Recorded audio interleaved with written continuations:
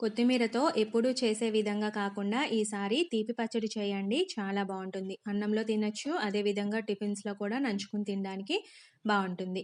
కొత్తిమీరని బాగా కడిగి, ఆరబెట్టి ఇలా కాడలతో సహా ముక్కలుగా కట్ చేసుకోవాలి.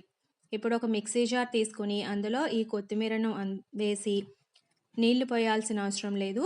మిక్సీ చేసుకోవాలి. ఇలా మిక్సీ చేసుకున్న మిశ్రమాన్ని పక్కన పెట్టుకోవాలి. స్టవ్ వెలిగించుకుని బాండీ పెట్టుకుని అందులో కొంచెం ఆయిల్ వేసుకోవాలి.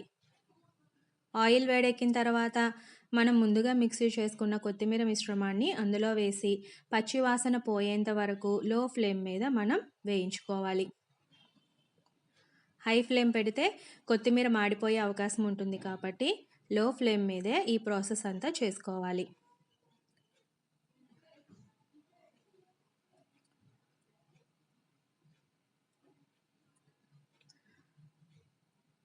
కాస్త ఇలా ఆయిల్ రిలీజ్ అవుతున్న సమయంలో మనం రుచికి సరిపడా చింతపండు గుజ్జును వేసుకోవాలి. పులుపు ఇష్టపడే వాళ్ళు ఎక్కువ చింతపండు గుజ్జును వేసుకోవచ్చు. రుచికి సరిపడా సాల్ట్, మన కారానికి సరిపడా ఎండు కారం పొడి, అదేవిధంగా కొంచెం పసుపు వేసుకుని బాగా కలుపుకోవాలి.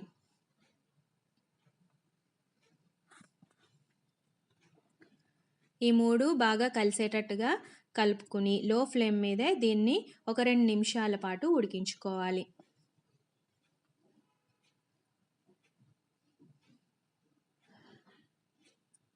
ఇప్పుడు దీంట్లో కొంచెం ఆయిల్ వేసుకోవాలి. ఆల్రెడీ ముందుగా కొంచెమే ఆయిల్ వేసాం కాబట్టి ఇప్పుడు కొంచెం ఆయిల్ వేసుకోవాలి. ఇలా కొత్తిమీర అంతా కూడా బాగా ఉడికిన తర్వాత మన టేస్ట్‌కి సరిపడా బెల్లం తురుమును అందులో వేసుకొని కలుపుకోవాలి. తీపి ఇష్టపడే వాళ్ళు కాస్త ఎక్కువ బెల్లాన్ని వేసుకోవచ్చు. చాలా బావుంటుంది పచ్చడి. మనం ఇలా ప్రిపేర్ చేసుకొని ఫ్రిడ్జ్‌లో పెట్టుకుంటే 2-3 నెలల పాటు నిల్వ ఉంటుంది.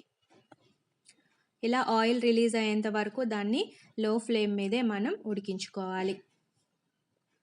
ఇలా పచ్చడి ఉడికిన తర్వాత దాన్ని ఒక బౌల్లోకి తీసుకోవాలి.